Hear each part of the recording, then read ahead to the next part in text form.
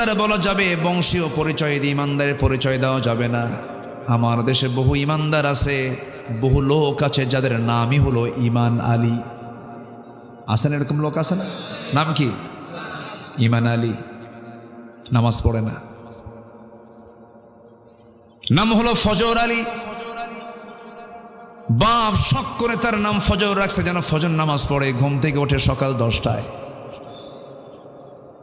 নাম হলো ফজর আলী। নাম হলো রমজান আলী, রমজান মাসে দুপুরবেলা ভাত খায়। এই সমস্ত নাম দিয়ে তো কোনো কাম হবে না। আল্লাহ পাক দেখতে চান নাম, বংশ না গুণ।